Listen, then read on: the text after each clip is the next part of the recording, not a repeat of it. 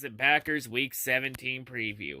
Yes, we are finally here, the final week of the 2019 NFL regular season.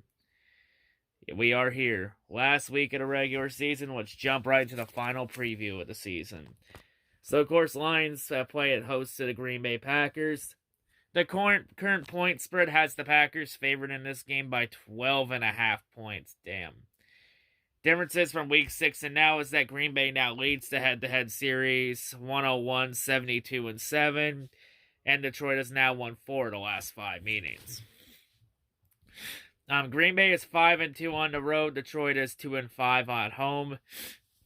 Green Bay's key players on offense, we've gone over them back in week 6. They're still the same, Aaron Rodgers, Aaron Jones, Devontae Adams, Geronimo Allison, Jimmy Graham, and of course the punt return specialist, Marquise Valdes-Scantling. On defense, the names are still the same. Names like Kenny Clark, Dean Lowry, Blake Martinez, both the Smiths, Preston, and Za'Darius, Jair Alexander, Adrian Amos, Darrell Savage, and Tremont Williams. No major injuries to any of those key players of note. It's mainly to their depth pieces that there's injuries on. Of course, the head coach is Matt LaFleur, who's had a really pretty good first year. I don't know what to make of it, Yeah, I know Green Bay won the NFC North. However, out of all of Green Bay's division wins, this one is the least impressive out of all of them. I've been more impressed with the others in the past than this one. They had a paper soft schedule. Every time Green Bay played a real team, they got fucking beaten up. I don't know what to make out of it. And Green Bay also has a number of weaknesses entering the playoffs, and they got a lot of stuff to clean up. However, Green Bay's offensive coordinator is still Nathaniel Hackett, and defensive coordinator is still Mike Pettine. In terms of team rankings, the Packers offense is now ranked 21st. 19th in the pass game, 15th in the run game. The defense is now ranked 18th. 18th against the pass, 23rd against the run. So Green Bay's main weakness is still trying to defend the run. And the pass game really went down. But hey, oh well. Green Bay is literally screaming a one-and-done playoff team. And plus, of course, like I just mentioned, Green Bay won the NFC North last week by beating the Vikings on Monday night. Because it's looking like it's now that time of the year where the Vikings are now starting to collapse once again. We'll have to see. Of course, for this game, Green Bay, they're not going to be resting any of their starters. Because Green Bay still has something to play for in this game.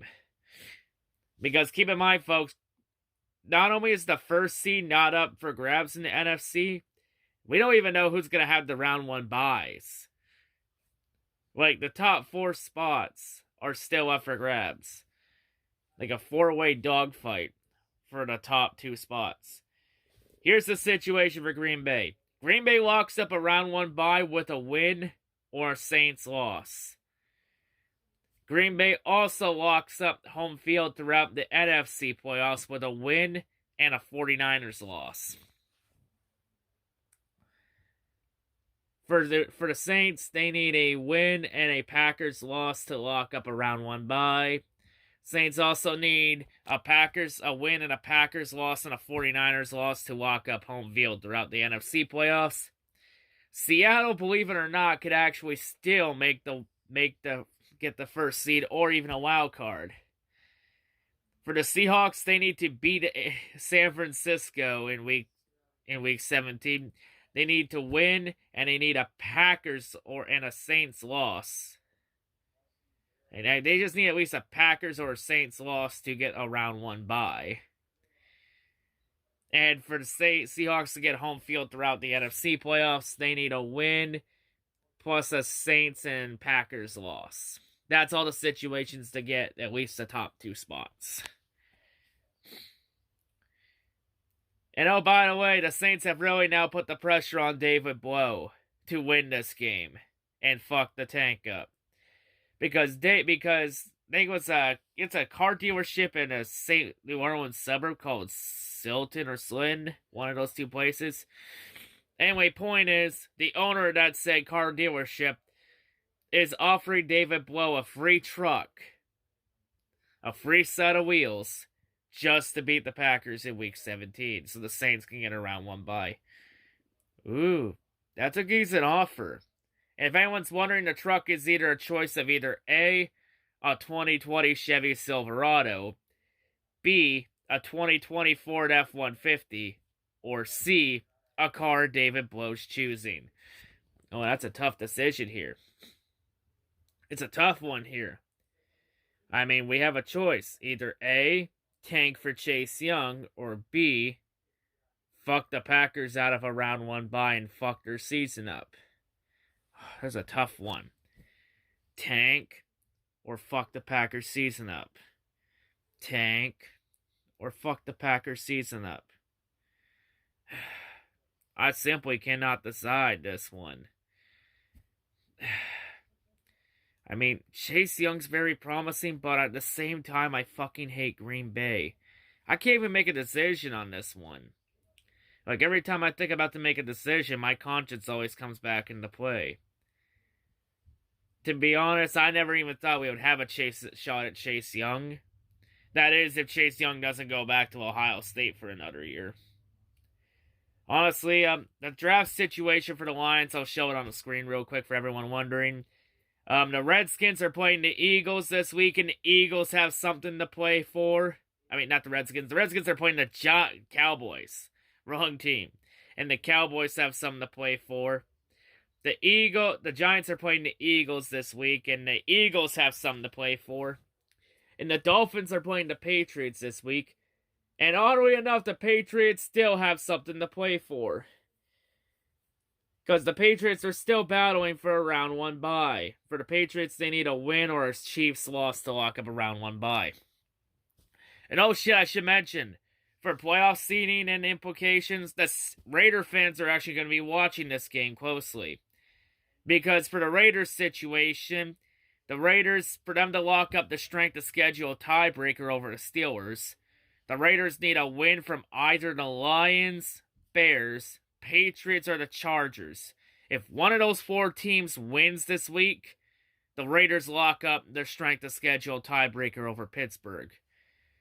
For Pittsburgh to lock up the strength of schedule tiebreaker, Pittsburgh needs wins from Minnesota, Green Bay, Kansas City, and Miami. They need 4 of those teams to win. And I know one of them isn't winning in Week 17. Do we even need to discuss which one? So yeah, Steelers fans are going to be watching this game closely too in terms of the strength of schedule tiebreaker, since the Raiders still have a shot at the playoffs. They just need a million Christmas miracles to get in. So yeah, oddly enough, this game has a lot of playoff implications. Not just for the Packers, it has implications for the Saints, the Seahawks, the 49ers, and the Steelers, and the Raiders. 5 teams with at least playoff implications. I mean, and then the other teams that are tanking, you know, the Redskins and the Giants, they're facing teams that are still battling for the NFC East. Since that division's still not decided, and somebody has to win it. I mean, for the NFC East, the Eagles lock it up with a win or a Cowboys loss. The Cowboys lock it up with a win and a Eagles loss. Honestly, I would have preferred the Redskins win over the Giants last week. Because the Giants beating the Eagles this week is more of a realistic possibility than the Redskins beating the Cowboys this week. I mean, it's very possible the Redskins could pull it off and beat the Cowboys. Because there's been reports going around that the Cowboy players are not even going to try in the game. Because I think the players want Jason Garrett fired from the Cowboys. Plus, I think it was a couple weeks ago, Jerry Jones said that Jason Garrett needed to take the Cowboys into a deep playoff run to keep his job next year. Plus, there's reports that the Giants are looking at getting Jason Garrett over to become their head coach. And I imagine the Giants could beat the Eagles this week because Pat Schumer and Dave Gettleman are going to try and make one last attempt to keep their jobs. Because it's being reported that Pat Schumer and Dave Gettleman are supposed to be getting fired from the Giants, or at least one of the two. So, I mean, there's a lot of playoff implications at stake in this game and other games alone. Like, to put this in perspective, we won't know the Lions' official draft position till around 7:30 Sunday night. Like, we won't know for sure what the playoff situation is, what the draft situation is. All I know is that the Lions lose, they'll finish up third. The current situation, like I've shown on the screen before, I'll show it up one more time. The Lions can move as high as second in the draft order, but as low as fifth. So no matter what, the Lions are guaranteed a top 5 pick regardless. Which means in that range, if the Lions don't get Chase Young, at third, they have a number of unlimited options. They can go Jeff Okonawa out of Ohio, the corner of Ohio State. I'm sorry if I say his last name wrong. That's a tongue twister. They could also go with Derek Brown, the defensive lineman out of Auburn. Or they could go with the linebacker Isaiah Simmons out of Clemson, the player I want the Lions to draft in the first round. Or the Lions could trade down a few positions to get some draft capital. Because keep in mind, the Lions don't have a 7th round pick this year. I mean, at third overall, the Lions have unlimited options if Chase Young is off the board and he goes to second. I mean, there's also that possibility where the Redskins could pass on Chase Young. I mean, a deadly pass rusher duo of Chase Young and Montez Sweat sounds very appealing. But for the Redskins, they might go offensive line and go with Andrew Thomas. Because keep in mind, for the Redskins, Trent Williams is going to be a free agent, and he's more than likely not coming back to the Redskins next year. So he's going to be gone, so now they have an immediate need. And if Dwayne Haskins is going to be the future quarterback for the Redskins, then they need to get his ass some protection. I mean, it's a very tough decision. Like I say here, if somehow by some hope in hell Chase Young falls to Detroit, take him. If not, if Chase Young does not go, if Chase Young goes second or even first overall to the Bengals, yeah, watch the Bengals take Chase Young first overall and fuck everybody over. That would just be the ultimate piss off. But yeah, other than that, Detroit, they have unlimited options at the 3rd overall pick. They got 1 million unlimited options to do. But yeah, gonna be interesting to see what happens. But yeah, we all know the drill. Hope everyone's a great day. Peace out. And let's embrace the suck and go try and get Chase Young. Or fuck the Packers season over. Whatever works.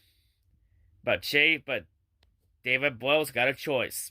Tank, fuck Green Bay over and get a free truck. The ball's in David Blow's court. What will he do? We'll find out Sunday.